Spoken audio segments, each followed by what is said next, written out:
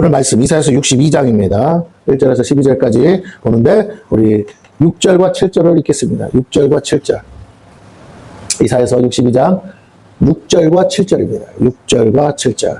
1043페이지 이사야서 62장 6절과 7절 다 찾으신 줄 알고 합독합니다. 시작. 예루살렘이여 내가 너의 성벽 위에 파수꾼을 세우고 그들로 하여금 주야로 계속 잠잠하지 않게 하였느니라. 너희 여호와로 기억하시게 하는 자들아 너희는 쉬지 말며 또 여호와께서 예루살렘을 세워 세상에서 찬송을 받게 하시기까지 그로 쉬지 못하시게 하라. 아멘. 예, 우리 구호제창하고 말씀 전하겠습니다. 다 같이 구호제창합니다. 1. 모든 영광 하나님께 돌립니다. 2. 오직 예수만이 길이요 진리요 생명입니다. 3. 성령님 환영합니다. 오셔서 다스려 주옵소서. 아멘. 예. 자, 오늘 제목은 중보자의 영광이라는 제목으로 함께 은혜를 나누겠습니다. 이 시대에 가장 필요한 영성이 있다면 무엇일까? 그것을 한마디로 말하면 중보의 영성이라는 거예요. 중보의 영성. 뭐 영성에 대해서 많은 것을 다룰 수 있겠지만 가장 핵심은 중보의 영성입니다. 중보의 영성은 우리 주님의 마음이며 사역이기도 합니다. 우리 주님은 우리와 하나님 사이를 다시 회복하시기 위해 오신 중보자이시죠. 네, 중보자이십니다. 중보자라는 말을 다른 말로는 중재자라고도 합니다. 피스메이커, 중재자라고 할 수 있죠. 원수되었던 우리를 하나님과 다시 회복시키기 위해 오신 평화의 사도이시며 당신 자신을 속죄 제물로 드리사 화목제 제물이 되어 주심으로 하나님과 회복하도록 이어주신 다리와 같습니다. 예수님이 하신 일이 뭐냐? 하나님은 공의로우신 분이에요. 그냥은 용서가 안 돼요. 그러므로 죄값을 지불해야 되는데 죄값을 지불하는 유일한 방법은 우리가 죽는 거예요. 우리를 죽여놓고 다시 살린다는 것도 말이 안 되는 것이고 그러다 보니까 대신 죽을 사람이 필요했습니다. 그 대신 죽을 자로 하나님은 우리를 사랑하시지만 죄는 간과할 수가 없는 거죠. 죄 문제는 다루셔야 돼요. 왜? 공의로우신 분이기 때문에 그 원수 마귀가 그냥 가만히 있지 않죠. 그렇기 때문에 하나님이 하나님 자신의 인간적으로 말하면 자존심을 세우기 위해서라도 이 일은 반드시 처리하고 넘어가야 될 문제였는데 그 일을 하나님이 고민하시다가 당신의 아들 예수를 우리의 죄값으로 주셨다는 거죠. 우리가 아는 얘기지만 다시 한번 생각해 보세요. 교회에 다니는 성도들이 죽을 때까지 천국 가서도 생각해야 되는 것은 이거예요. 예수님의 사랑, 하나님의 사랑.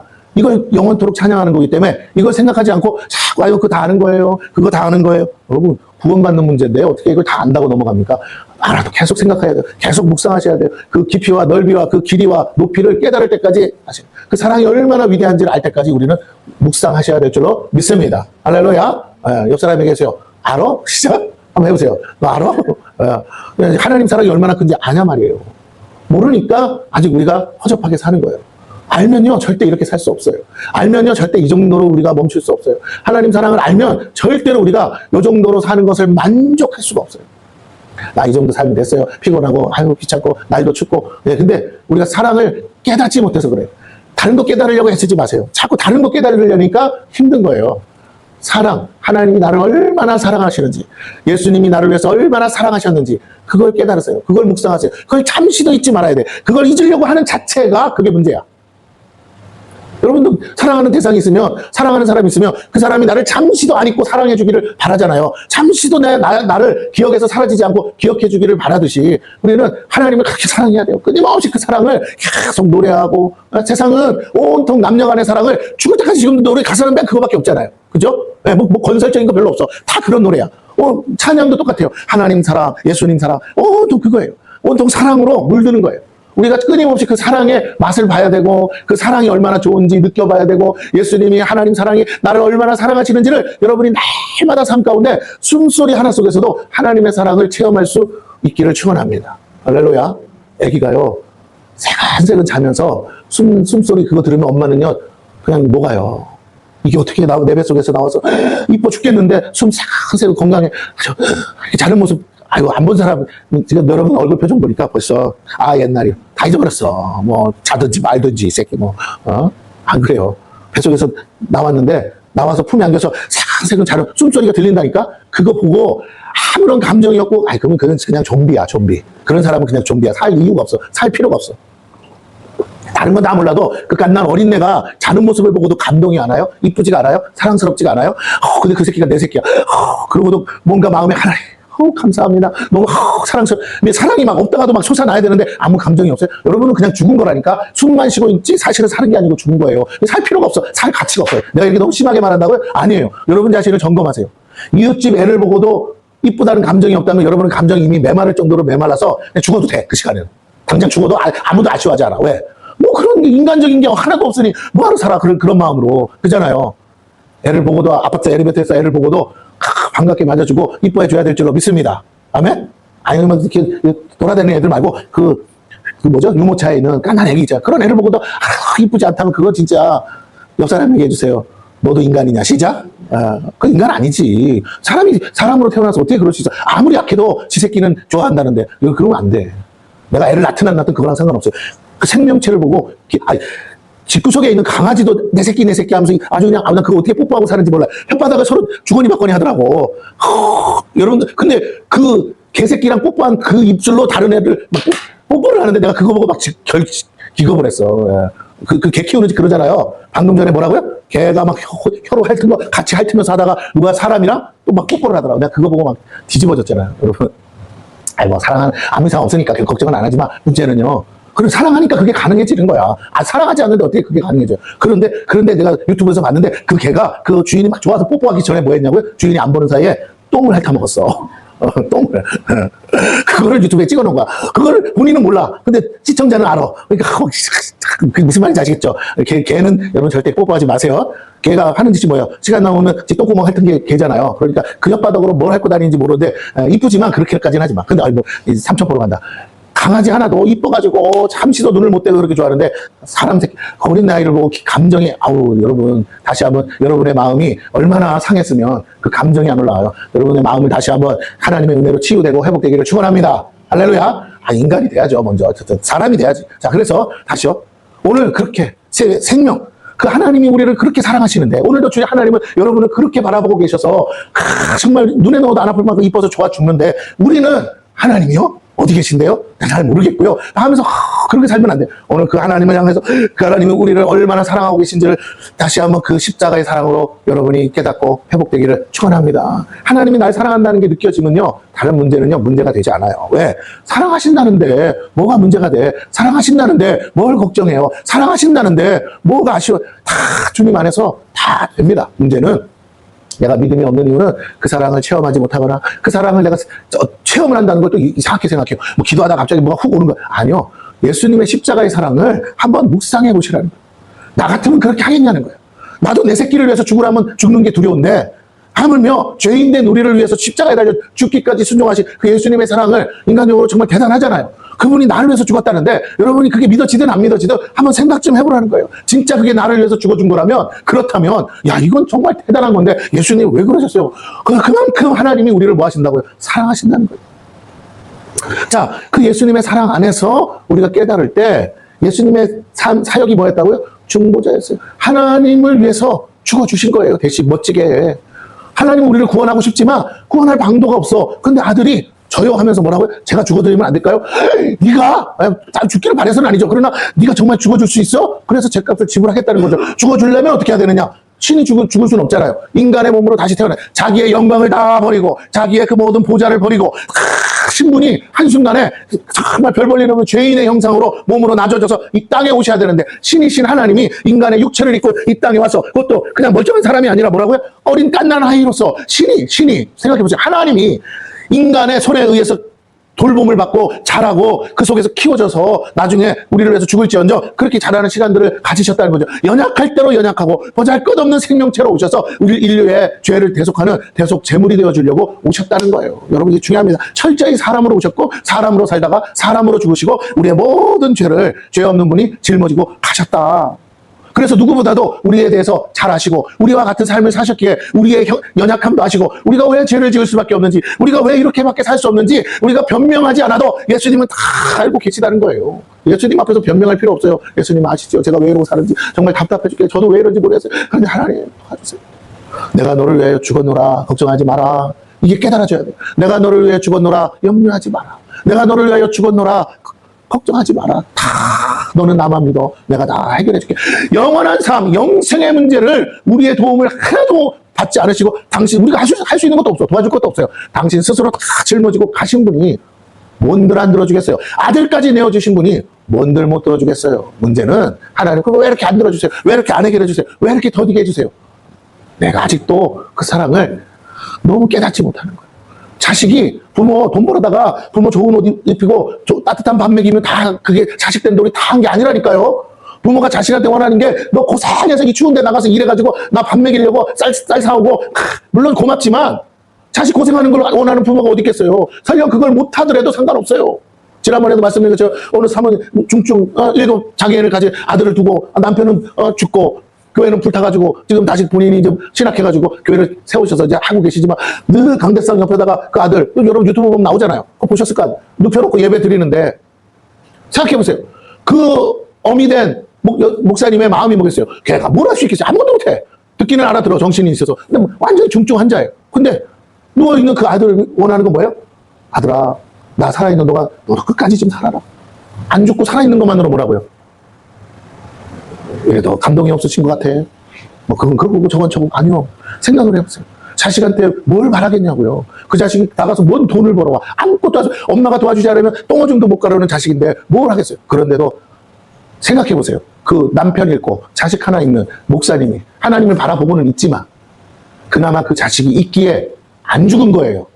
그 자식이 자기 힘으로 살 수 없기에 그래 너 살아보겠다고 하나님 앞에 엎드려 기도해서 주의 종의 길을 가고 있는 줄로 믿습니다. 뭐 믿음이 대단해서 뭐 능력이 대단해서가 아니라 저 새끼는 누가 챙길 거며 저 새끼는 누가 돌볼 거냐. 근데 하나님이 뭐라고 하셨다고요? 그 사모님 얘기가 나오잖아요. 사랑하는 딸아. 그 음성 평생에 한 번도 들어보지 못한 그 음성 한 번 듣고 우리 남편이 못다한 거 내가 가야지 하면서 신학교 가서 목사 안수받고 지금 교회를 다시 세워서 하고 계세요. 저 아들. 여러분 그렇습니다. 전에 내가 광운대학교 선교에 있을 때 목사님 아들이 중증 환자였어요. 뇌에 바이러스가 들어가가지고 아무것도 못해. 그냥 누워있고 다 먹여주고 떠먹여주고. 근데 어느 날 되면 막 열이 오르고 그러면 병원에 또 뛰어가고 예배 드리다가도 뛰어가고 막 쓰러졌다 그러면 막 하고 같이 대학생들이 같이 눈물로 기도한 적이 한두 번이 아니에요. 그걸 몇십 년을 했어요. 그러다 나중에 이제 결국 죽기는 죽었는데 막 장성해가지고 애가 막 17살이나 18살 엄마가 뭐 어떻게 할 수가 없을 만큼 잘하긴 잘해서 막 근데도 애가 막 이러고만 있어요. 하루 종일.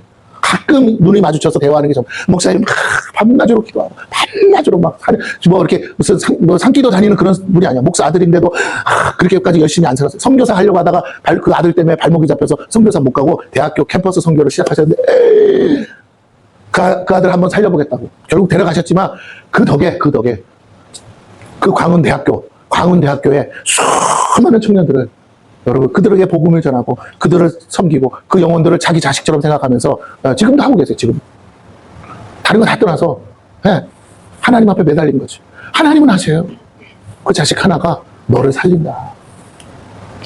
외국 나가서 선교하는 것도 중요하지만 이 대학교 캠퍼스 안에 믿음을 잃어버린 자녀들, 내가 택한 자녀들 얼마나 많은 줄 아느냐.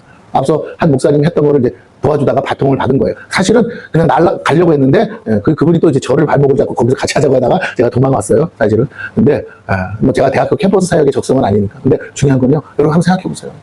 사랑이 아니면 누가 그렇게 하겠냐는 거야. 사랑이 아니면. 근데 우리 하나님이 지금 뭐 하신다고요? 우리를 그렇게 사랑하고. 나의 삶의 목적이 뭡니까? 삶의 이유가 뭡니까? 하나님 사랑하는 것도 알겠지만 내가 오늘도 살아가는 이유가 뭡니까? 오늘 내 삶에 내가 살아있어야 될 이유가 뭡니까? 오늘 그 사랑하는 대상이 있습니까? 내가 오늘 당장 뭐 마음 같아서는 주님 만나러 가고 천국 가고 싶은데도 오늘 내가 당장 죽을 수 없는 이유가 뭡니까? 그게 있다면 그 사랑. 근데 하나님이 오늘 여러분의 마음처럼 그렇게 우리를 사랑하고 계시더라. 그 예수님이 하나님의 마음을 알아서 우리를 향한 마음을 아셔서 당신 자신을 내어주기까지 첫째는 하나님을 사랑하시고 두 번째는 우리를 사랑하셨다. 이 사랑을 여러분 깨달아야 돼요. 이 사랑을 우리가 깨닫지 못하면 우리가 자꾸 곁길로 나가요. 우리가 이 사랑을 깨닫지 않으면 성경 아니요 제발 부탁입니다. 성경 지식으로 달달달달 하지 마세요. 뭐 주석 찾아보고 달달달 하나님 성경을 보고 이 성경책을 보고 하나님이 나를 얼마나 사랑하신다는 게 깨달아지지 않는 사람은요 성경 잘못 보는 거예요. 여기서 어떻게 하면 잘 살 수 있을까? 어떻게 하면 성공할 수 있을까? 어떻게 하면 내가 남들보다 잘 먹고 잘 살 수 있을까? 그런 비결을 받으려고 그 비결 보려고 이 책 찾아보시면요 여러분은 정말 하나님과 남남이나 다름없어요. 왜? 하나님은 그런 식으로 성경을 쓰지 않으셨기 때문에. 할렐루야. 하나님은 그런 내용 쓴 적이 없어요. 하나님은 죄인임에도 불구하고 내가 너를 건져주리라, 내가 너를 도와주리라, 다시 내가 너를 회복하리라, 맨 이런 얘기만 해서 네가 비록 죄를 지었을지라도 나는 너를 버리지 않으리라. 지금은 당장 너를 버린 것 같고 떠난 것 같아도 내가 다시는 너를 버리지 않고 다시 찾아오리라. 죄인은 하나님을 잊어버렸어도 나는 너를 잊을 수 없어서 등 돌렸다가도 너를 잊을 수 없어 다시 내가 너를 바라보노라. 성경 구절구절 창세기부터 지금까지 매문당 하나님은 우리를 향한 짝사랑으로 우리는 조금만 좋아지면 막 세상으로 뛰쳐나가는데 끊임없이 그 사랑으로 돌아오라. 내가 다 해줄 건데 왜 너는 자꾸만, 물론 그렇죠. 하나님 해주는 것도 좋지만 내가 막 해보고 싶죠. 내가 하나도 안 돼야 이제 하나님 앞에 오는데, 여러분 다시 말씀드려요. 시간은 세월을 낭비하지 마세요. 우리 사모님이랑도 가끔 이런 얘기하는데, 제가 우리 이제 일할 시간이 얼마 없다. 우리 10년만 지나면 대근 70이요. 내가 그럼 막 치러야 해. 근데 이제 요즘은 이제 그 말을 받아들이더라고. 생각해보니까. 근데 10년만 있으면 70이, 이렇게. 그래서, 뭐 70 되신 분들도 계시지만, 엊그제까지 60이었는데 지금 벌써 그 나이 되셨잖아요? 그렇다고 뭐 죽으라는 건 아니잖아요. 근데 갑자기 이런 생각이 오는 거잖아요. 그때 되면 자식한테 신세질 생각을 하니까, 어떻게 해야 되나. 서영이 서진이를 보니까 답은 없어 보여. 답답해요. 저것들, 그래봐야 30이라고 세상 좋다고 막 싸돌아다니는 애들인데, 엄마, 아버지를 먹여 살릴 그 생각도 안 하고 사는 애들인데, 우리라도 자식 신세 안 지고 살려면 지금부터 노후 대책을 해야 될 것 같은데, 집도 없고, 절도 없고, 어떻게 하나. 걱정이 오기 시작하면 한도 끝도 없지요. 네? 장로님 다행히 걱정 하나 덜으셨죠? 네? 집은 얻었잖아. 근데 문제는 뭐예요? 이놈의 집은 집인데 뭐예요? 얘기 들어보니까 30년짜리 죽으라고 일을 해서 또 갚아내야 되는데 이제 쉬고 싶으신데, 그쵸? 이제 은퇴하고 싶으신데 은퇴도 못해. 그래요. 필요는 해서 샀지만 은퇴도 못해. 다시 한번 말씀드립니다. 여러분, 오늘 우리가 하나님 없이 살 수 있을 것 같다가 시간이 지나고 보면 결국 뭐예요? 하나님 없이는 살 수 없다. 그리고 결국에는 하나님 앞으로 가야 된다. 이게 깨달아지시거든. 열심히 살지 말라는 게 아니라 목적을 알고 목표를 알고 내가 그러면 어쩔 수 없이 하나님 앞에 가서 설 건데 하나님이 보실 때 잘 살았다는 것이 무엇이냐라는 거예요. 할렐루야. 하나님 보시기에 그건 딱 하나예요. 우리의 롤 모델은 예수님인데 예수님처럼 살았다면, 예수님 흉내라도 냈다면 뭐라고요? 그게 제일 잘 살았다는 거예요. 근데 그 예수님이 하신 일이 뭐라고요? 여러분 자꾸 쓸데없는 거에 막 마음을 두지 마세요. 막 누가 어떻게 하는 것들에다가 마음 두지 마세요. 다 그렇게 보여도 여러분 주님은 그런 거에 관심도 없어요. 중요한 거 주님은 뭘 원하냐면 내 마음이 예수님 마음 같을 때 주님은 너 참 잘 살고 있다라고 말하세요. 여러분이 여러분의 자녀들을 향해서 사랑의 마음을 가지고 저 새끼 이러면 안 되는데 계속 이렇게 살면 안 되는데 제발 좀 하나님 마음 얻어와서 믿음으로 살았으면 좋겠는데 이 마음이 있으시다면 그 마음 가지고 새끼는 있으라 그래도 지금 당장은 안 오고 그래도 가끔은 보니까 그러나 내가 관심 갖지 않으면 영원히 만나지지도 않는 내 주변의 이웃들을 향해서 마음을 열기를 축원합니다. 할렐루야. 네. 전도라는 게 별거 아니에요. 전도가 내가 막 하자고 해서 되는 게 아니라 그냥 전도할 마음을 갖고 있으면 하나님이 사람을 붙여주세요. 그리고 그들을 하나님께로만 인도하면 돼요. 내가 뭐 대단하게 내가 뭐 하나님도 아닌데 어떻게 구원합니까? 하지만 내가 마음을 가지고 있어야 돼요. 하나님의 주님 내게도 한 영혼만 붙여주세요. 그러면 내가 어떻게든 말은 해보겠습니다. 그리고 내 손을 잡고 하나님 앞으로 나올 수 있게끔만 도와주세요 하면서 그 간절함으로 사는 거죠. 하나님, 그 사람이 하나님과 원수되게 어서 살고 있습니까? 그러면 그 사람을 욕하지 말고 하나님 그럴지라도 불쌍히 여겨주세요. 뭔 사정이 있겠죠. 이유가 있겠죠. 제가 들어볼게요. 뭐 이런 일이 있었대요. 저런 일이 있었대요. 하나님 아시잖아요. 보셨잖아요. 하나님, 나 같아도 그럴 것 같아요. 하나님 용서해 주시고 도와주시고 긍휼히 여겨주시고 그 마음 만져주시고 회복하셔 하나님께로 나올 수 있게 도와달라고 기도하셔야 될 줄로 믿습니다. 예수님은 하나님은 다 때려 죽여 그렇게 하셔도 예수님은 아버지 왜 그러세요? 내가 죽었잖아요. 내 피 안 보여요? 나 때문에라도 뭐라고요? 화 푸세요. 용서하세요. 날 봐서라도 하나님 다시 한번 용서하시고 살려주세요. 할 때 하나님은요. 하나님의 자존심도 무너지지 않지만 하나님 마음의 중심에 그래도 이렇게 건지고 싶어. 똑같아요. 집에서 아버지가 막 화가 나서 새끼를 두드러 패려가 저 새끼 저거 당장 내쫓아 할 때도 엄마가 가서 뭐라고? 아버지를 말리고 새끼한테 다 해서 다시 집구석에 들어와서 살게끔 화해하고 중지하는 것이 그 엄마의 역할인 것처럼 오늘 우리가 그 일을 해야 돼요. 성령께서 우리 안에서 그 끊임없이 우리의 마음에 성령이 일하시는 건 뭐냐면 내 마음을 누르는 거예요. 계속 누르시. 아니야 그러지 마. 화내지 마. 혈기 부리지 마. 분노하지 마. 그리고 참아. 그리고 하나님이 알아 다 아시니까 하나님께 맡겨봐. 그때 내가 하나님을 보고 그래요. 내가 무슨 힘이 있어요? 하나님 해주세요 하고 맡길 때 하나님을 대신해서 내가 하나님과 같이 참을 때 하나님은 뭐라고 하시냐? 잘했다. 잘했다. 너가 혈기를 부리면 잘 들으세요. 혈기를 부리면 성경에 나와 있는 거죠. 뭘 할 수 없다고요? 하나님의 의를 이룰 수 없다. 그런데 혈기, 너의 혈기를 죽이면, 너의 마음을 죽이면, 말씀의 성령의 검으로 죽이면, 아이고, 그래요. 하나님, 난 잘 모르겠어요. 하나님 알아서 하세요. 그래서 기분 나쁘지만 말 안 할 거예요. 그러나, 그래도 하나님께 맡깁니다. 예. 꼴 보기 싫은데요. 그래도 내가 얼굴 볼게요. 대신에 뭐라고요? 다 맡깁니다. 내가 참습니다. 내가 한번 넘어갑니다. 삭히겠습니다. 그러니 하나님께 맡길 테니 하나님 해결해 주시 할 때 하나님이요 기가 막힌 방법으로 하나님의 의를 이루사 하나님이 더 좋은 길로 이끄실 줄 믿습니다. 할렐루야. 네, 그래요. 화내지 말라는 건 아니에요. 화낼 때가 있죠. 진짜 그 감정으로가 아니라 이성적으로 화를 내야 될 때는 있겠죠. 그렇지만 우리가 감정적으로 하다가는 될 일도 안 됩니다. 하나님이 우리에게 마음에 그 마음을 주신다는 그것이 우리에게서 뭐 하시느냐. 성령이 일하고 계신 거예요. 성령이 충만할수록 용서할 수 없는 것까지 용서가 돼요. 믿음 안에서. 예, 하나님을 믿는 거예요. 나는 저 사람 보면 아이고 저거 썩을 거 저거 안 될 것 같은데 하는데 하나님은 말씀하신다고. 내가 하면 돼. 내가 하려고 데리고 온 거잖아. 내가 할 거야. 오늘 여기 앉아 계신 여러분을 볼 때 제 마음은 여러 가지 생각이 있을 수 있어요. 그러나 제 판단은 그냥 제 판단일 뿐이야. 그런데 그건 아무런 역사가 없어요. 근데 하나님은 저에게 말씀한다고요. 네가 왜 판단해? 내가 데리고 왔는데 내가 만지려고, 내가 회복하려고, 내가 치유하려고, 내가 쓰려고, 내가 사랑해서 내가 여기다가 앉혀놨는데 네가 뭔데 감나라 배나라 된다 안 된다 그딴 소리를 해. 네가 할 일은 네가 보기에도 아닌 것 같아도 주여! 한 번만 용서해 주시고 한 번만 마음 열어주시고 주의 긍휼과 자비가 크시오니 나 같은 사람도 죄인의 개수 같은 나도 용서하셨사오니 저들도 용서하사 하나님 만나주시고 회복해 주시고 치료해 주시고 은혜 베풀어 주시어서 하나님 사랑 깨닫게 하여 주시옵소서. 한 번만 만나주세요 하고 기도해야 되는 게 제가 할 일이라는 거예요. 너는 너가 할 일, 목사가 할 일이 제사장으로서 중재해야지. 어떻게 네가 나랑 같이 마치 무당처럼 너를 뛰려고 그래. 네가 하나님이야? 예, 맞아요. 하나님 계속 저에게 가르치는 건 그거예요. 너를 죽여. 너가 죽으면 다 살아. 너만 죽으면 돼. 다 죽이려고 데려온 게 아니라 너만 죽으면 다 살게끔 하려고 데려왔어. 너는 죽어도 돼. 하면서 얘기하실 때 그렇다고 또 제가 이렇게 했다고 목사님이 먼저 죽으세요. 그러지 마시고 알아서 죽을 테니까. 근데 제발 부탁인데 뭐라고 주의 종이 예수님 따라 죽을 때 열매를 거두게 한 알의 밀이 썩어야 죽어야 열매를 맺는다. 저보고 한 알의 밀알되라고 여기다 심어놨으니 나는 밀알되는 게 내 역할이에요. 12번이라도 더 죽으면 돼요. 그런데 열매만 있다면 여러분이 그 열매가 되시기를 축원합니다. 열매가 맞아요. 문제는 우리가 그 마음을 가지고 다시 살아났다면, 다시 회복이 됐다면 이제는 여러분의 가족을 위해 여러분이 참고 인내하고 죽으라고요. 제발 살려고 하지 말고 그 마음 제발 죽어요. 죽어. 아니 그 내 새끼 하나님이 살려주겠다잖아요. 내 가족들 살려주겠다잖아요. 용서 못할 제가 어디 있냐고. 다 용서해버려. 내일 죽는다면, 내일 하나님 앞에 간다면 뭔 낯으로 가겠냐 이 말이에요. 오늘 하나님 앞에서 그냥 확 죽어버렸다 생각하고 살라고요. 할렐루야.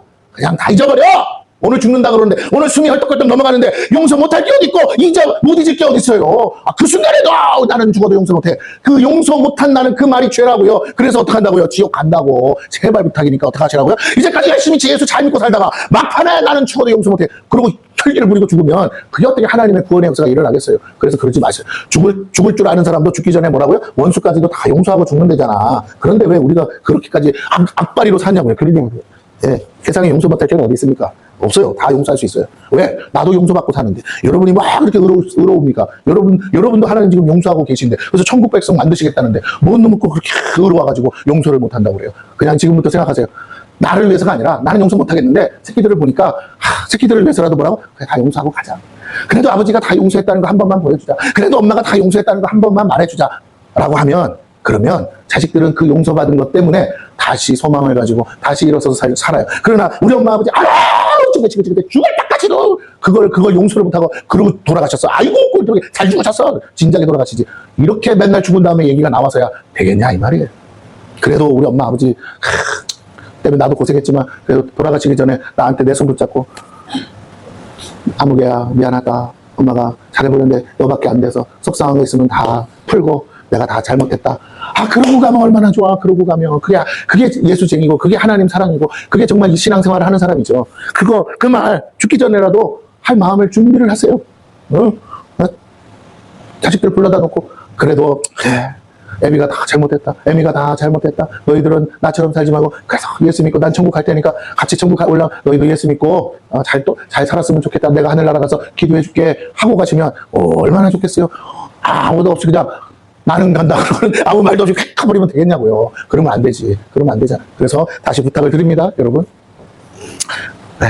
여러분이 그 유언장 쓰듯이 마음에, 그래, 나 이제 삶 얼마나 살아? 죽을 날 얼마 안 남으면 하나님 앞에 갈 텐데 내가 용서 못할 게 어딨어? 내가 못 만나는 건 할 수 없어도 만날 수 있다면 다 용서하고 가자 하는 마음으로 해보세요.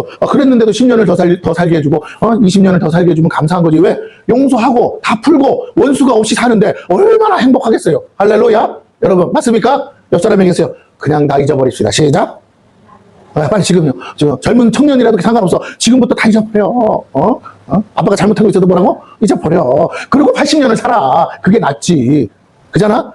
마음속에 죽어도 내가 이거는요 안 잊어버릴 거예요. 이러고 언젠간 내가 복수하리라. 이러지 말라는 거예요. 그래봐야 함짝에서 도움도 안 돼. 도움도 안 되고. 여러분 그렇게 속에 뭘 가지고 살면요 나중에 결국은 뭐가 된다? 그게 병이 되더라 이거예요. 병이.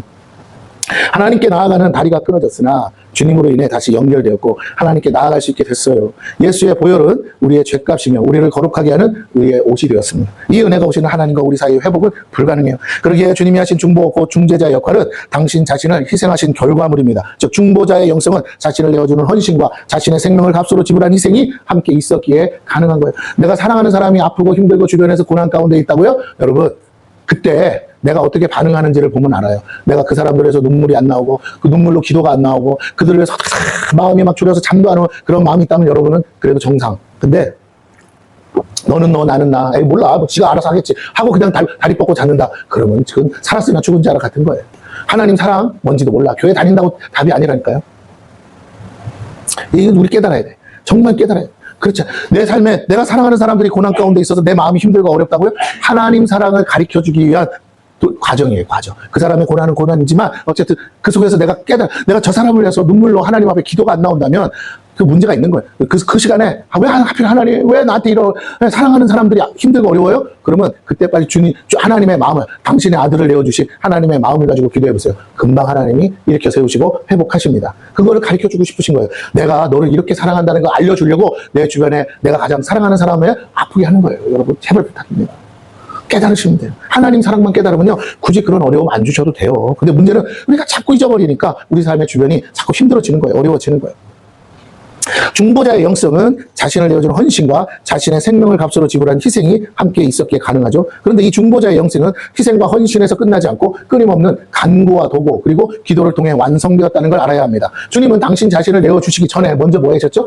겟세마네 동산에서 땀방울이 핏방울이 되도록 기도하셨다는 사실. 한 번도 아니고 3번이나 기도하셨어요. 이 기도의 자리가 중보의 자리였습니다. 지금도 주님은 하나님 보좌 우편에서 이 중보의 기도를 드리고 계시다고 했어요. 그러므로 중보의 영성은 이 시대에 반드시 필요한 영성이요 동시에 반드시 회복해야 될 영성이에요. 여러분 생각해보세요. 천국에 갔는데 예수님이 천국에서도 눈물을 흘리면서 땀방울이 핏방울 되도록 하나님 보좌 앞에서 눈물을 흘리면서 내 새끼를 위해서 기도하는 걸 내가 본다면 여러분 같으면 어떡하겠냐고요. 그러고도 천국 가서도 기도가 안 나온다고요?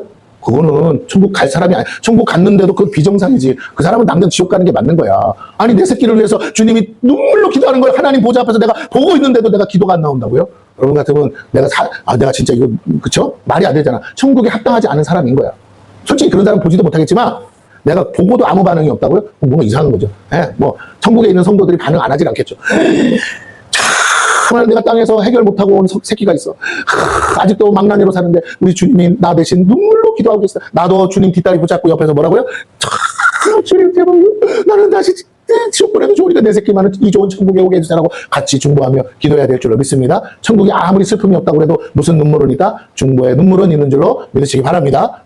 땅의 성도가 눈물로 기도하는 거 천국에요. 다 주님이 받아가지고 눈물의 항아리에다 다 쌓아놓고 있다고요. 그게 가득 차면 다 응답하셔요. 그러므로 우리 다시 한번 생각해야 돼요. 우리가 주님을 정말 믿고 산다는 것은 이 마음을 가지고 사는 것이에요. 교회가 바로 이 중보의 영성을 본받고 이어가야 됩니다. 자기만을 위한 이기적 신앙이 아니라 모두를 구원코자 희생하시고 헌신하신 주님의 마음이요 피땀을 흘리며 중재하신 기도의 사역이죠. 선비사들이 해야 될 뭐예요? 아무 연고도 없고 상관도 없는 그 백성, 그 나라, 그 민족 사람들을 위해서 눈물로 기도하는 거 아니에요? 누구 마음 가지고? 주님 마음. 자기의 원래 그 마음이 있었어요? 아니요. 하나님 기도 중에 그 백성들을 향한, 그 민족들을 향한 마음을 주셨기에 거기에 내가 택한 백성들이 많이 있다 하시기에 그 영혼들을 위해서 기도하는 거 아니겠어요?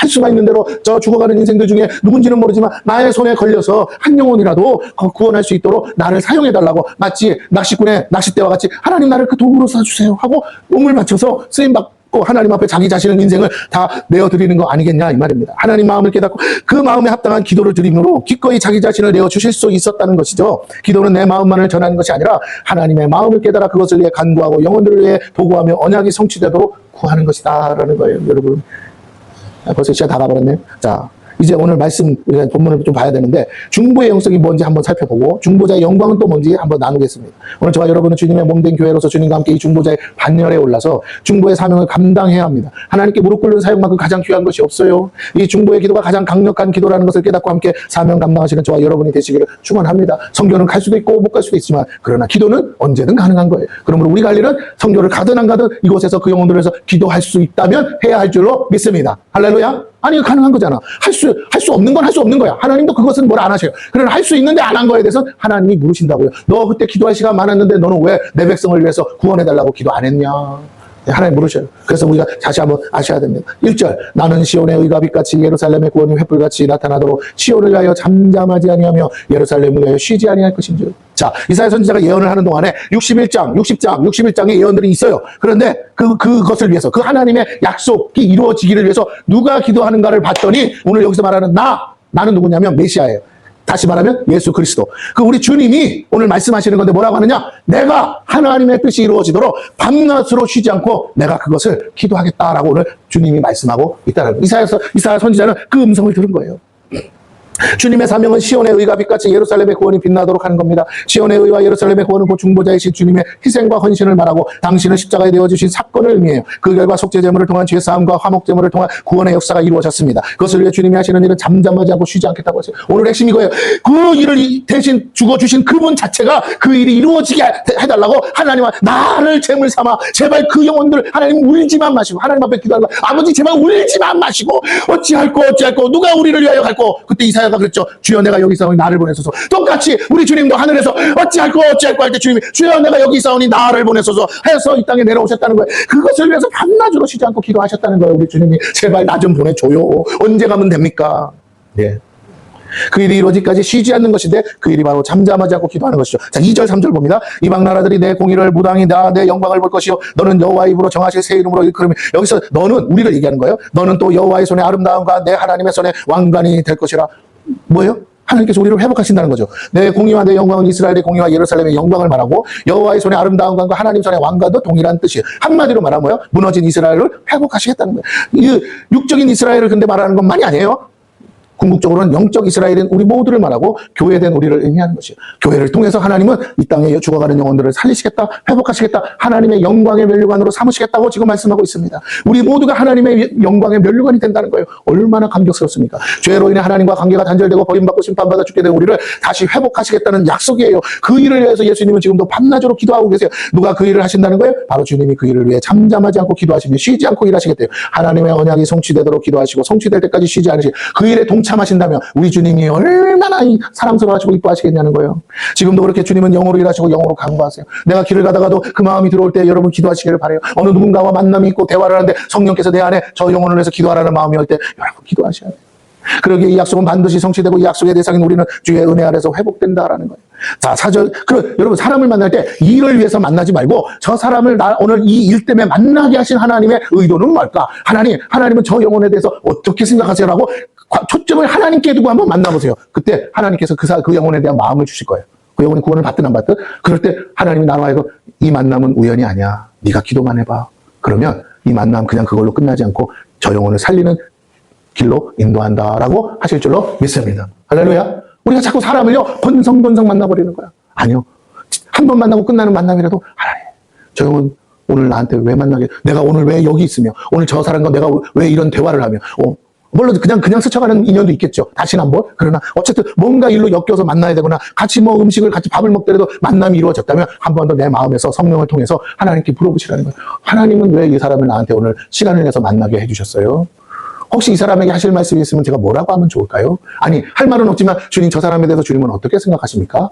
그 영혼을 위해서 기도해라. 내가 택한 나의 자녀다. 하시면 여러분이 눈물로 기도할 때 그 영혼이 살아나고 회복되고 필요하다면 여러분의 손에 붙여서 그 영혼을 구원할 수 있도록 여러분을 사용하실 줄로 믿습니다. 마냐 적으냐가 아니에요. 한 번이라도 그렇게 쓰임받아 보시라는 거예요.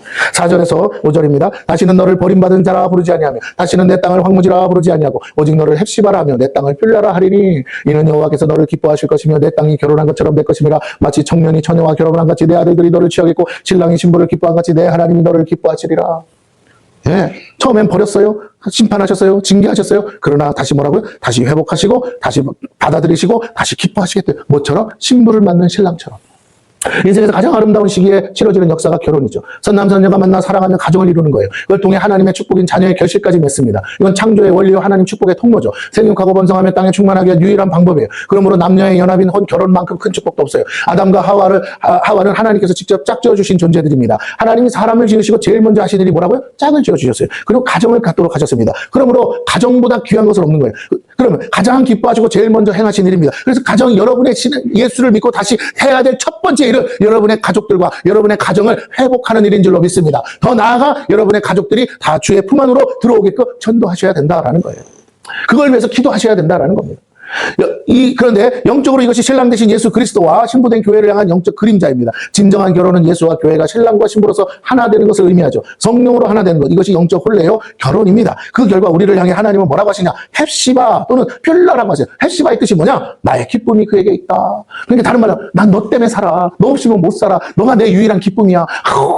눈에 넣어도 안 아파. 이렇게 바라보는 거죠. 우리를 하나님이 그렇게 보신대요. 그러면서 하는 말이 이렇게 매일매일 뜨끔뜨끔 만나가지고 안 되겠어. 아예 그냥 나랑 같이 살자. 그게 퓰라예요. 결혼한 여자. 너는 내 아내야 하면서 나랑 결혼해. 나랑 영원히 같이 살아. 아침부터 저녁까지 같이 봐야 돼. 너 없이는 못 살겠어. 이게 뭐예요? 사랑의 고백 아닙니까? 오늘 주님이 그렇게 하시겠다는 거예요. 우리 주님과 영적인 결합과 혼인 예식을 통해 하나 되어 하나님의 기쁨이요 주님의 신부가 되는 것이 가장 축복이에요.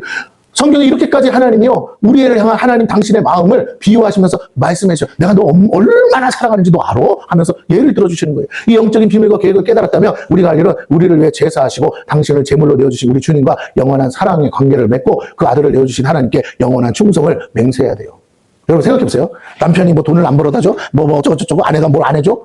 그래서 나를 사랑하지 않는 것 같아? 물론 그럴 수도 있겠죠. 근데 한번 뒤집어서 생각해봐요. 결혼하기 전에 연애할 때 날 위해서 돈 벌어다 주는 게 아니잖아요. 날 위해서 살고 있지도 않아. 근데 서로 마음이 맞아서 뭐라고? 너 없이는 못 살겠다고 해서 눈 맞아서 결혼하는 거예요.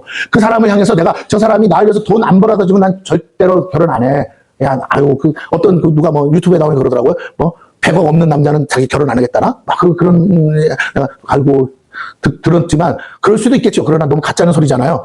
너는 100억 있냐 그랬더니 지금 100억 없대. 바보 같은 조건이 왜 그런 게 달리냐고. 사랑의 관계 속에서 정말 그지 같고 서로 콩 한 쪽 나눠 먹는 사이일지라도 너무 좋아서 사는 거 아니겠어요? 너무 좋아서 그 사람이 어떻게 그거 상관없이 교제하는 건데 문제는 뭐야? 이것저것 너무 많이 뭐가 사는 거 너무 남들 사는 거 보니까 아이고 이렇게 결혼해봐야 다.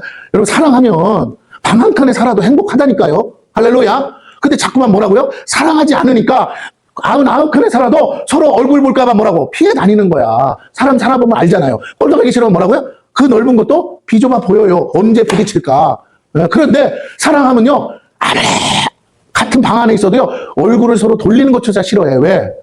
서로 눈을 마주치고 있고 싶어서 서로 웃고 있고 사랑한다고 고백하고 싶어. 그걸 안고 싶어서 그런 거예요. 오늘 하나님은 우리를 그렇게 사랑하셔서 잘 들으세요. 여러분의 인생 가운데 하나님을 바라보지 않으면 안 되게끔 인생의 외통수로 끌고 가신다는 거예요. 내가 왜 이렇게 사방에 우겨싸이고 내가 왜 코너에 몰려 있습니까? 하나님이 여러분을 눈동자같이 사랑하시고 정말로 잠시 한시도 눈을 떼기 싫어하시는데 내가 안 쳐다보니까 하나님을 보지 않으면 안 되게끔 사방을 우겨싸서라도 나를 코너로 모신다는 거예요. 사방에 우겨싸 있으니 뭐밖에 볼 수 없어요. 하나님! 이것이 있습니까? 라고 해서라도 소리를 질러라. 화가 나면 나한테 대들어라. 그래서라도 나를 한번 대면하여 보자. 내가 왜 그렇게 했는지. 너 억울하냐? 너 속상하냐? 그럼 나한테 부르짖어. 살려달라고. 내가 너의 죄를 낱낱이 밝혀줄게. 그러면서 깨닫고 나면요. 주여, 천부의 여지 없어. 하나님, 나 한 번만 살려주시면 안 될까요? 불쌍히 여겨주죠. 그때 하나님 뭐라고요? 얼굴 싹 바꾸시면. 이제야 네가 알았니? 너 안 죽은 거 너 필요 없어서가 아니야. 사방에 우겨싸여도 나는 너를 쓰고 싶어. 그래서 코너로 몬 거야. 이제 깨닫기만 하면 내가 건져주리라 하면서 그 속에서 들어서 우리를 안전한 곳으로 인도할 줄로 믿습니다. 이제 네 마음대로만 하지 마. 이제 나랑 같이 좀 해. 기쁨도 같이 나누고 영광도 같이 나누고 내가 너보다 훨씬 능력이 많아. 내가 다 열어주고 풀어줄 테니까 너는 나만 보면 안 되겠니? 나 좋다고만 하면 안 되겠니? 누구를 만나도 내 자랑하면 안 되겠니? 이놈의 거 그게 그렇게 어렵니? 예. 사랑해야 돼요.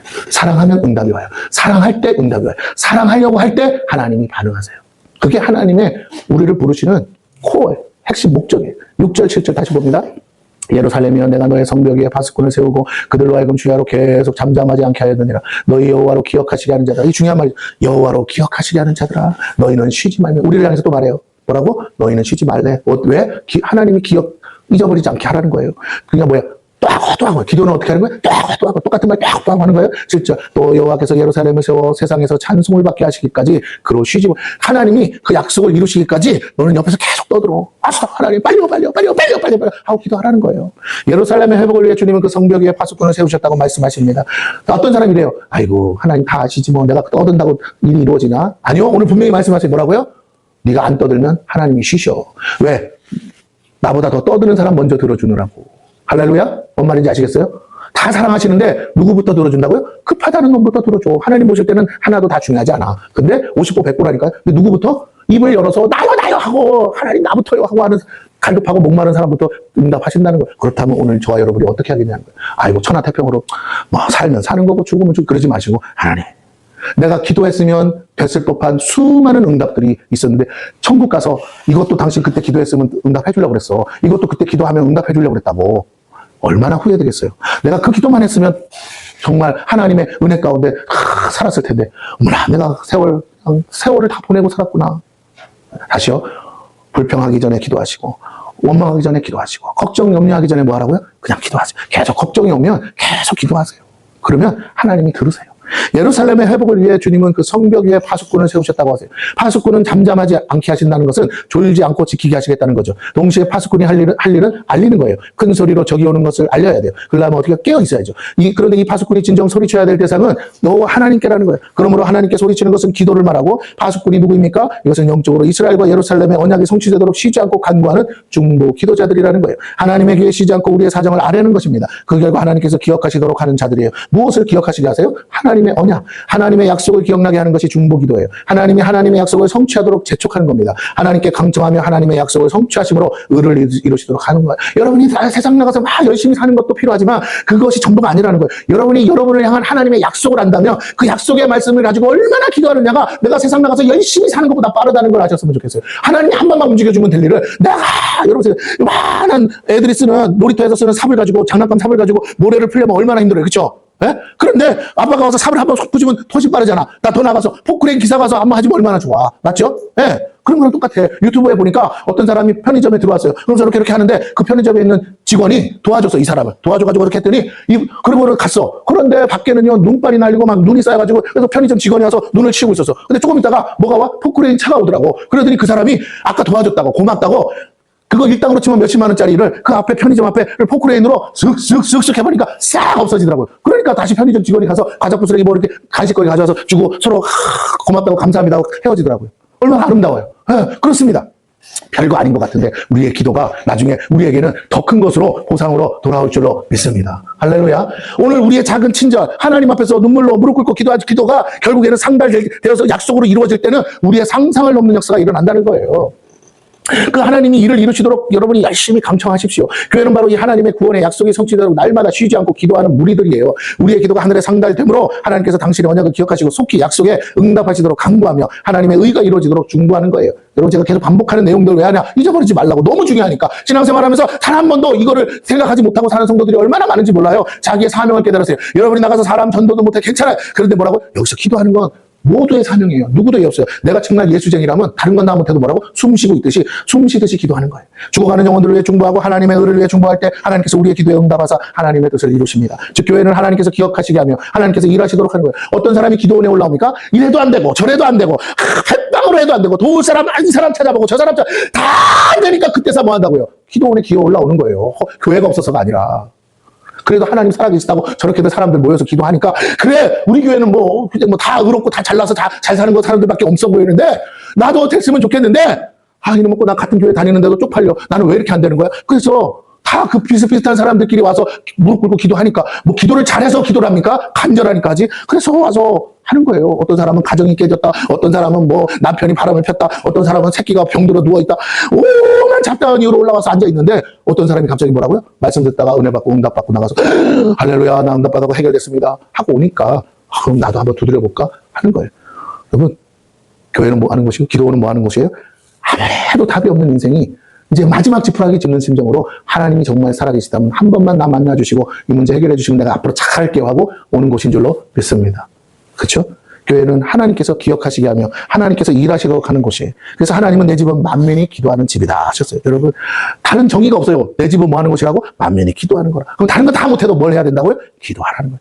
제가 이미 예수님이 나 대신 재물도 다 되어서 이미 다 드렸어요. 더 이상 재물 잡아서 드릴 것도, 양 잡고 소 잡고도 이제 다 끝났어요. 이제 내가 할 일은 하나님. 내가 하나님 앞에 온 이유는요, 이만저만해서 왔는데 제발 나 좀 도와주시면 안 될까요? 기도해야. 만민이 만민을 위해 중보하는 곳이 바로 교회예요. 내 문제는 해결했는데 하나님 내 새끼요, 내 문제 해결했는데 내 형제요, 내 가족들요, 내 이웃이요, 내 친구는 어떡합니까? 그러고 기도하는 거예요. 교회는 그렇게 여호와 하나님께서 당신의 몸된 교회를 세우사 세상에서 찬송을 받게 하며 그 일을 위해 쉬지 못하시게 하는 거예요. 나 편하고 나 기도할 거 없고 나 답답한 거 없으니까 아유 나는 교회 안 가도 되고 막 기도 뭐 목마른 사람이 용을 판다고 그런 사람들이랑 기도하는 거지 라고 생각하면 그 사람은 정말 못된 사람이에요. 누군가는 당신을 위해서 눈물로 기도했다니까요. 사랑하는 누군가 가족은 당신을 위해서 눈물로, 당신이 힘들어서 지쳐 있을 때, 기도도 안 나올 때 기도해주고 있었다고. 오늘 내가 살았습니까? 그러면 그 은혜를 안다면 이제 내가 누군가를 또 살리기 위해서라도 나는 적어도 최소한 기도해야 돼요. 내가 숨을 쉬는 것처럼 기도하셔야 돼요. 중보자의 사명이에요. 그 일을 위해 중보자는 엎드려야 됩니다. 중보자에게 가장 필요한 영성이 바로 긍휼과 자비입니다. 우리의 모든 죄에도 불구하고 그 모든 허물과 죄를 덮고 주님 앞에 엎드려 중보하는 거예요. 내가 기도를 잘하거나 의로워서가 아니고 내가 죄인이기 때문에, 죄인의 마음을 알기 때문에 같은 마음으로 기도해 주는 거예요. 모세와 같이 기도하고 아브라함처럼 끝까지 간구하는 거예요. 하나님이 들으시도록, 그분이 쉬지 못하도록 끈질 있게 매달리는 영성입니다. 강청하는 마음이 중보자의 마음이라 했어요. 8절과 9절에 여호와께서 그 오른손 그 능력의 발로 맹세하시되 내가 다시는 내 곡식을 내 원수들에게 양식으로 주지 아니하겠고 내가 수고하여 얻은 포도주를 이방인이 마시지 못하게 할 것인지 오직 추수한 자가 그것을 먹고 나 여호와를 찬송할 것이요 거둔 자가 그것을 나의 성소들에서 마시리라 하셨느냐. 여러분의 삶 자체를 다시 전면적으로 하나님 회복하십니다. 중보자의 강청이 하나님을 움직일 때 우리의 삶은 회복됩니다. 이전과는 전혀 다른 삶이 시작돼요. 심은 대로 거두는 삶이 정당하고 정의로운 삶이 회복됩니다. 무너진 삶의 자리들이 다시 회복되고 억울하고 빼앗겼던 모든 것을 다시 되찾는 거예요. 중보자의 기도가 상달될 때 그 기도로 인해 하나님이 움직이실 때 진정한 회복과 구원의 역사가 시작됩니다. 10절과 12절까지 봅니다. 성문으로 나아가라 나아가라 백성이 올 길을 닦으라 근 길을 수축하고 수축하라 돌을 제하라 만민을 위하여 기치를 들라 여호와께서 땅끝까지 선포하시되. 잡으세요. 10절을 우리가 해야 될 일, 11절에 보면 주님은 뭐예요? 땅끝까지 선포하신대요. 너희는 딸 시온에게 이르라 보라 내 구원이 이르렀느니라 보라 상급이 그에게 있고 보응이 그 앞에 있느니라 하셨느니라. 사람들이 너를 이끌어 거룩한 백성이라 여호와께서 구속하신 자라 하겠고 또 너를 이끌어 찾은받은 자여 버림받지 아니한 성읍이라 하리라. 하나님이여 땅끝까지 이르러 사람들에게 외치시고 사람들이 몰려오도록 하신대요. 이 생명의 베세타 교회로 사람들이 몰려올 겁니다. 베데스다 기도원으로 사람들이 몰려올 거예요. 그때 우리가 뭐야 돼요? 그들을 맞을 준비를 하라는 거예요. 그러면 하나님이 보내실 영혼이 있다고 믿는 사람은 그 누군지 모르지만 그 영혼들을 위해서 오늘 이 자리에서 기도할 줄로 믿습니다. 하나님, 그들은 다 힘들고 어렵습니다. 여기까지 왜 옵니까? 더 좋은 교회도 많은데. 그런데 물어서 센터교회까지 오고 여기 베데스다 기도원까지 오는 사람은 정말 기가 막힌 수렁에 빠졌거나 정말 말할 수 없는 문제 가지고 올 텐데 하나님 여기에 발만 디드는 그 순간에 하나님의 은혜가 폭포수같이 임하게 해주세요. 하나님의 사랑이 쏟아지게 하여 주옵소서. 살아계신 하나님을 그 어디서도 못 만났다가 여기서는 만나고 회복되고 다시 살아나는 역사가 일어나게 하여 주옵소서. 나는 능력을 얻지만 내가 여기 있는 것은 내가 그 하나님을 만났기 때문 아닙니까? 내 하나님을 그들도 만나게 주여 도와주세요라고 밤낮으로 기도할 때 하나님이 이 빈자리를 채워주신다는 거예요. 할렐루야. 그냥도 보내주겠지만 여러분의 손에다가 그 사람들의 손을 붙여주셔서 그래 네가 그렇게 기도하냐? 그럼 네가 한번 데리고 가봐라 하면서 붙여준다고요. 왜? 우리 교회에 와야 되니까. 맞습니까? 아니 다른 교회도 갈 수 있어. 그러나 우리 교회에 와야 되니까. 우리가 갈급하니까 기도하는 거 아니겠어요? 그러니까 그럼 네가 데리고 가봐라 해서 붙여주신다고요. 오늘 저와 여러분이 그 기도를 해야 돼요. 부응하게만 바라지 마시고 여러분이 그 기도를 할 때 하나님이 여러분의 별 볼 일 없는 손 같아도 그 손을 가지고 뭐하냐? 네가 영혼을 구원하는 손으로 내가 너를 사용하리라 하신다니까요. 말씀하셔요. 중보자의 영성은 목숨 걸고 매달리는 영성이에요. 죽어가는 영혼들을 대신 죽어주신 주님을 본받아야 함께 하나님께 목숨 걸고 엎드리게 됩니다. 생명은 생명을 걸 때 값이 지불되고 역사가 일어나죠. 근데 이미 우리 주님이 그 값을 지불해 주셨기에 우리가 대신 죽을 필요까지는 없어요. 동일한 마음으로 땀방울이 핏방울이 되도록 간절하게 기도해야 된다는 거죠. 주님의 공로를 의지해서 그 결과를 강청하는 거예요. 우리가 우리의 일을 하는 게 아니고 이 땅에 주님이 살아계셨다면 그 주님이 하셨어야 될 일을 이제 하늘나라 가셨으니까 우리가 대신해야 될 줄로 믿습니다. 그게 교회 사명이에요. 언약을 속히 지키시고 구원을 이루시도록 쉬지 않고 구하고 여호와 하나님께서 여호와 하나님이 쉬지 않도록 매달리는 거예요. 그런데 오늘날 이렇게 기도하는 사람들이 교회에서 점점 사라집니다. 교회를 위해, 연약한 성도들을 위해, 죽어가는 영혼을 위해, 나라 민족을 위해 목숨 걸고 기도하는 중보자. 교회가 저도 다 좋아요. 시설 좋고 뭐 멋지게 하고 다 좋은데 교회가 딱 들어오면 기도할 분위기의 모양으로 돼야 돼. 그런데 갈수록 교회가 어떻게 된다고요? 기도하는 분위기가 아니고 자꾸 이렇게 뭐 놀기 좋은 분위기로 판이 만들어지고 있어요. 뭐 요즘 MZ세대들 그래야 온다. 그런데 여러분 인생의 고난을 만나면요. 소파 안락하고 커피숍 잘 차려져 있는 데 가는 게 아니야. 그냥 당장 강대상 앞에 와서 엎드리기 좋은 곳으로 오는 줄로 믿습니다. 할렐루야. 하나님의 성령이 와서 여러분에게 기름 부으실 때 성령이 와서 제일 먼저 하는 게 뭐예요? 여러분의 교만과 여러분의 강팍함과 여러분의 의로움과 여러분의 모든 것들을 꺾기 위해서 주님이 여러분의 몸을 힘을 쭉 빼시는 거예요. 그래서 기도받을 때 쑥 쓰러진다는 게 뭐냐면 너 하나님 앞에 엎어져야 돼. 그래야 내가 네 문제를 네가 아무것도 할 수 없다는 것이 인정될 때 내가 일할 거야. 다시 말할게요. 내가 하나님 앞에 엎어져서 나는 아무것도 못합니다. 하나님 도와주세요. 할 때, 내가 항복할 때, 내가 하나님 앞에 엎어질 때, 내가 죽었다고 말할 때 하나님 그래? 그러면 내가 이제 도와주지. 하시고 일하시겠다고. 성령은 여러분을 넘어뜨리세요. 엎어뜨리세요. 잡아뜨려요. 왜? 그게 뭐가 대단해서? 아니요. 사인이라고. 말씀하시는 거라고. 음성으로 못 알아들으니까 뭐라고? 몸으로 말씀하시는 거라. 너 내 앞에서 엎어져야 돼. 내 앞에서 누워야 돼. 살려달라고 엎어지라고. 나는 왕이야. 너의 주인이야. 내 앞에서 네가 엎어지면 내가 너를 들어 사용하리라. 내가 들어 너를 쓰리라 하시는 줄로 믿습니다. 옆 사람에게 해주세요. 졸리고 피곤하셔도 이제 그만 엎어지자. 시작. 빨리 하세요. 이제 앞뒤로도 하세요. 이제 그만 엎어지세요. 뻗팅기고 있어봐야 답 없어요. 뻗팅긴다고 되는 게 아니에요. 하나님 앞에서는요, 제일 빠른 길이 뭐예요? 엎어지는 거예요. 주님의 공로를 의지해서 그 결과를 강청하는 것입니다. 나를 왜 대신 주님이 죽어주셨기에 그거 믿고 기도하는 거예요. 내가 잘한 게 있어서 들어주시는 게 아니고 예수님이 나를 위해 다 죽어주셨기에 하나님은 뭐라고 하신다고요? 아들 때문에 내 기도를 들어주신대요. 언약을 속히 지키시고 구원을 이루시도록 쉬지 않고 구하며 여호와 하나님께서 쉬지 않도록 매달립니다. 하나님이 물으실 거예요. 내가 너를 살려줘서 뭐 할 거냐? 내가 너를 오늘 도와줘서 뭐 할 거냐? 그때 우리가 할 일은 뭐냐면 하나님이 택하신 자녀들이 저기 죽어가고 있지 않습니까? 하나님 나 한 번만 살려주면 내가 그 영혼들 건지는데 내가 목숨 한번 걸어보리다. 내가 저 영혼들이 하나님 앞에 나오게 내가 밤낮으로 쉬지 않고 하나님 다리 붙잡고 내가 매달려 볼 테니까 하나님 나 한 번만 살려주시면 안 될까요? 라고 해야 돼요.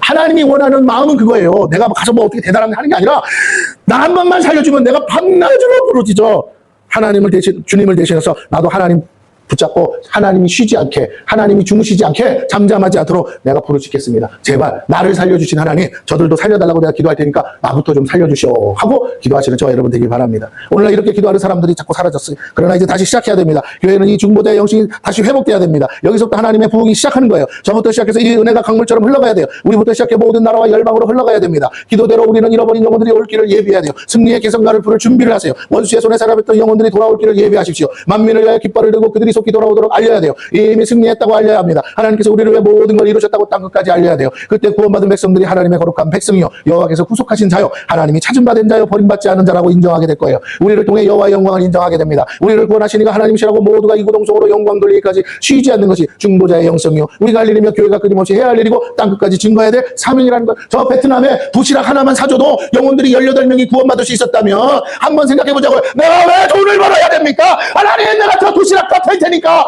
나는 가서 못 구원해도 저기 있는 사람들이 열심히 전도한다니까 도시락 몇 푼 되지도 않는 도시락 값이 없어서 전도를 못하고 사람들이 교회를 안 오는데 저것만 대주면 온다는데 하나님 내가 열심히 돈 벌을 테니까 나 돈 좀 많이 벌게 해주셔서 뭐라고요? 도시락 값 100개요. 하나님 한 개가 아니라 2개, 10개, 100개라도 내가 될 테니까 나 좀 한번 하나님 복 주시면 안 돼요? 라고 기도하실 수 있어야 돼요. 눈치가 빠른 사람은 이게 깨달았죠.